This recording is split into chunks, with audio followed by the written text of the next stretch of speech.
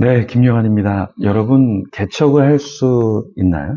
목회 개척을 말하는 게 아니라 그냥 여러분의 인생에서 내가 뭔가 사업을 해야 되겠다, 어떤 걸 독자적으로 해야 되겠다, 뭐 선교회를 시작해야겠다, 뭐 이런 거 여러분 할 수 있습니까? 사실 쉽지 않죠. 새가 새장 안에 있으면 굉장히 편하잖아요. 실내에 먹을 것도 주고 안전하고 조금 날 수 있는 공간도 있고. 그런데 사실 이 새장을 박차고 나가는 건 쉽지 않습니다. 특별히 목회자도 대형 교회에 있다가 이렇게 어떤 개척을 한다, 미지의 세계로 나간다. 이게 굉장히 쉽지 않습니다. 네, 저도 개척을 했지만 개척했을 때 코로나가 왔고 코로나가 몇 년 동안 지속이 됐는데요. 아직까지 잘 생존해 있는데요. 사실 생존해 있는 게 쉬운 거는 아니죠. 그런데 개척하면 또 주시는 은혜도 있습니다. 네. 전통교회는 이제 목회자들이 쉽지 않아서 피 말려 죽고, 개척교회는 이제 피를 철철 흘리면서 죽는다. 그런데요. 그런데도 진짜 죽는 건 아니고 하나님이 주시는 또 은혜가 있습니다. 그래서 우리가 어떤 것을 개척하고 어떤 것을 새롭게 할 때 주저하지 않아도 되는 것은, 아직 개척해서 굶어 죽었다, 이런 사람은 제가 보지도 못했고 들어보지도 못했습니다.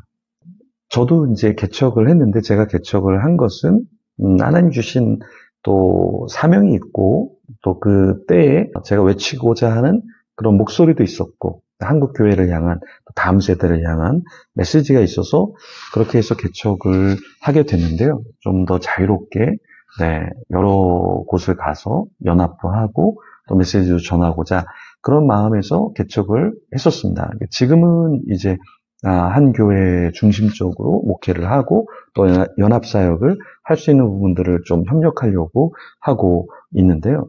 오늘 본문에 보면은 아브라함에게 하나님께서 뭐라고 말씀하십니까?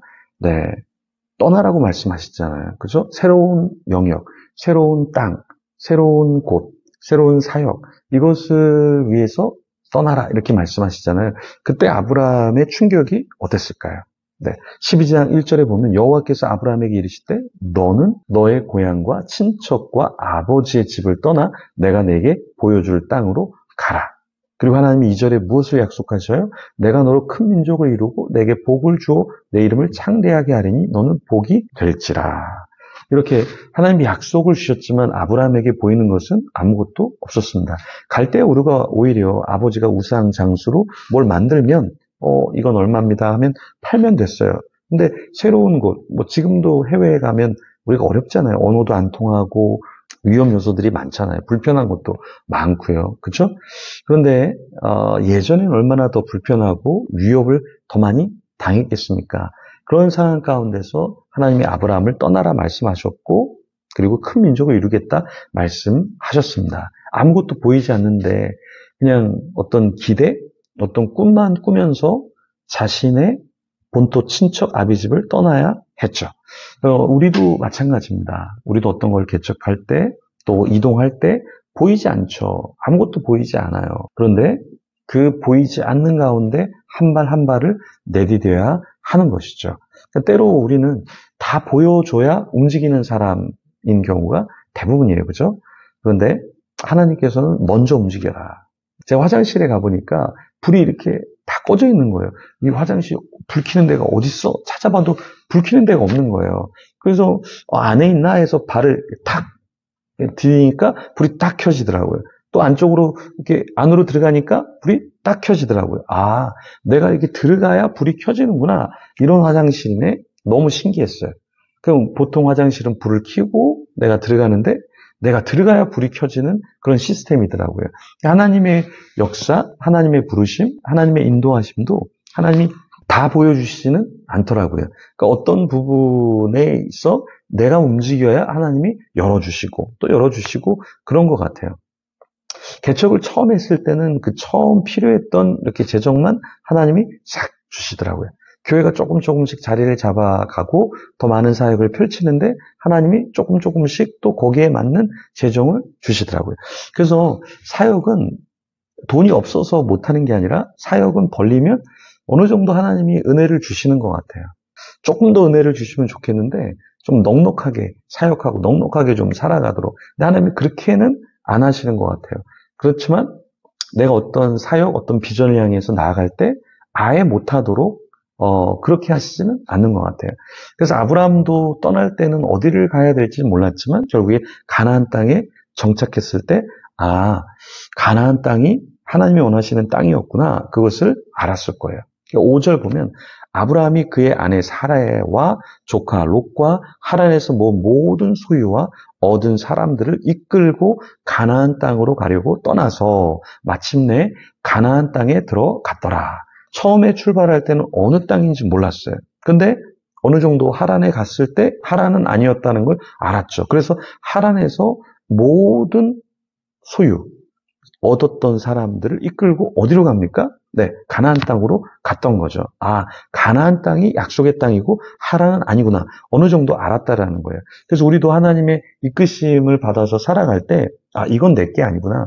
여기가 종착지가 아니구나. 조금 더 가야 되는구나. 우리는 어느 정도는 알아요. 그죠? 명확하게 알지는 못해도 우리 인생에서 하나님이 나에게 무엇을 원하실까? 어떤 걸 하면서 살아가길 원하실까? 우리 젊은이들은 그걸 더 많이 고민해야 되고, 또 나이가 들어가면서 내가 어떤 섬김을 해야 되지? 어떤 의미 있는 일을 해야지? 이걸 계속 고민해야 하는 것이죠. 나이가 들면 우리가 살아갈 날이 이제는 많지 않잖아요. 그러니까 주어진 시간, 그 시간에 내가 어떻게 하나님이 원하시는 기도의 삶, 헌신의 삶, 전도의 삶, 선교의 삶, 이런 삶을 살까 우리가 조금 더 고민을 해야 하는 것이죠. 아브라함이 하란을 떠났을 때 나이가 75세였습니다. 적지 않은 나이죠. 그죠? 그 당시도 적지 않은 나이였을 거예요. 지금도 그런데 하나님은 나이가 들었다고 해서 안주하고 그냥 여기서 살아 이렇게 하시는 분도 아닌 것 같아요. 아브라함이 떠날 때 혼자 떠나는 것이 아니라 아내와 조카와 모든 얻은 사람들과 함께 그 땅을 향해서 갔습니다. 그러니까 비전은 나 혼자 가는 게 아니라 주위 함께 하는 사람들과 함께 가는 거예요. 그죠? 그러니까 비전은, 꿈은 그냥 내가 좋으니까 혼자 가는 게 꿈이라면 비전은 하나님의 나라를 이루기 위해서 같이 가는 사람들이 있고 같이 그 땅을 향해 나가는 게 비전이다라는 거죠.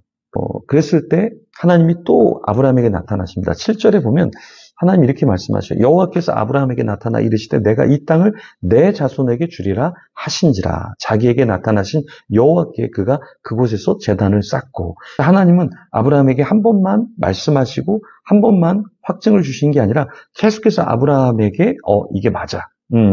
너 잘하고 있어. 그리고 하나님 사인을 주시고 아브라함이 알아듣죠. 그리고 그곳에서 아브라함이 무엇을 합니까? 제단을 쌓았다라는 거예요. 그래서 우리도 하나님의 뜻에 합당하다면 우리가 하나님께 계속해서 뭘 해야 될까요? 감사를 드려야죠. 감사. 하나님 감사합니다.